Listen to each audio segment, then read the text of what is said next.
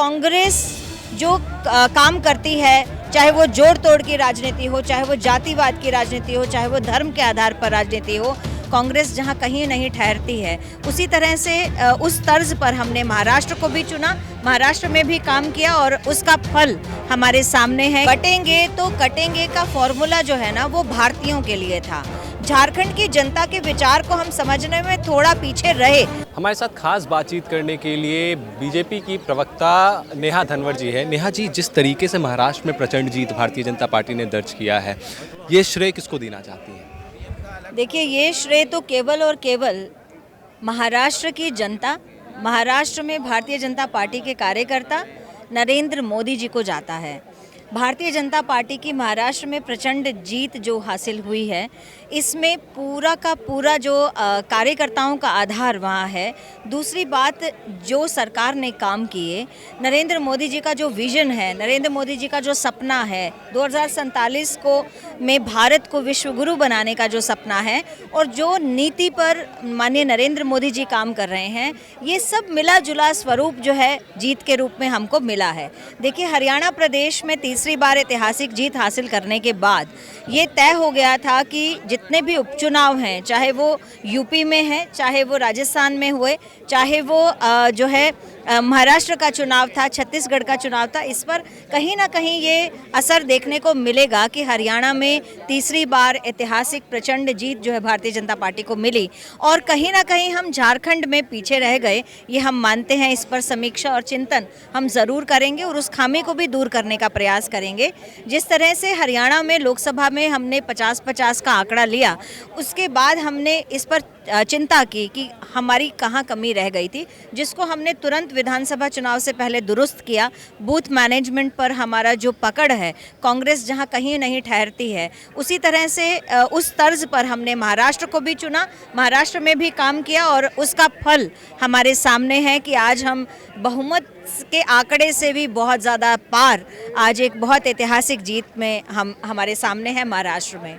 देखिए, महाराष्ट्र में जिस तरीके से राजनीतिक गलियारे में जो चर्चाएं थी, उससे उलट जो झारखंड में जो चुनाव हुए, उसमें कई सारी राजनीतिक समीकरण बने बिगड़े। वहाँ पर हेमंत सोरेन जेल भी गए, और चंपई सोरेन जब मुख्यमंत्री बने, उसके बाद जब वो जेल से आते इस्तीफा देके बीजेपी शामिल करवा लेती है अपने साथ। तो ऐसा लगता है कि एक मजबूत साथ मिला चंपई सोरेन का, लेकिन वो धरातल पर दिखा नहीं इस बार। क्या कारण इस देखती है? देखिए, सब राज्यों की जो चुनावी पृष्ठभूमि है, वो पृष्ठभूमि अलग अलग है।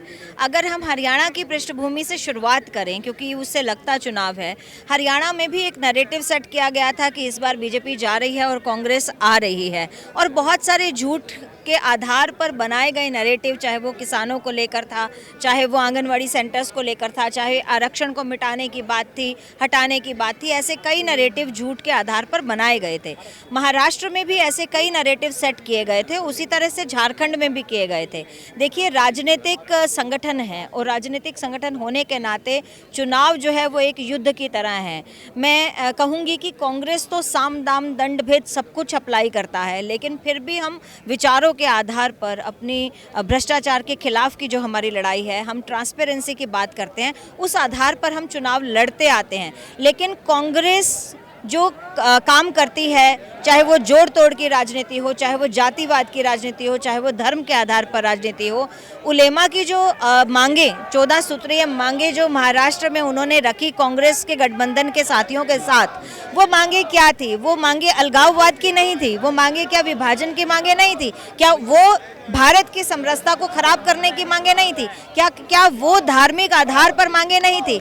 उसी तरह से आप देखें कि किस तरह से वो वक्फ बोर्ड को खत्म करने की बात करते हैं, किस तरह से वो जेल से ऐसे लोगों को छुड़ाने की बात करते हैं जिन पर भारत की अखंडता को, एकता को नष्ट करने के इल्जाम लगे हैं, जिन पर कानूनी कार्रवाई हो रही है। तो क्या आपको लगता है कि ऐसा समर्थन देके कांग्रेस जो है वो जीत हासिल कर लेगी? झारखंड में भी हमने ऐसी कोशिश की, क्योंकि देखिए अपना कुनबा बढ़ना चाहिए, इसलिए संगठन में कोई व्यक्ति अगर शामिल होना चाहता है तो उसके लिए हमारे दरवाजे खुले हैं। लेकिन झारखंड की जनता के विचार को हम समझने में थोड़ा पीछे रहे, और इसकी मैं जिम्मेदारी पूर्वक ये बात कह रही हूँ कि जहाँ भी जनता के मन में कोई बात है, उसको हम दूर करने के प्रयास हमेशा करते रहेंगे। आखिर झारखंड में ऐसा क्या जो कांग्रेस कहाँ सफल हुई और हम कहाँ रह गए पीछे।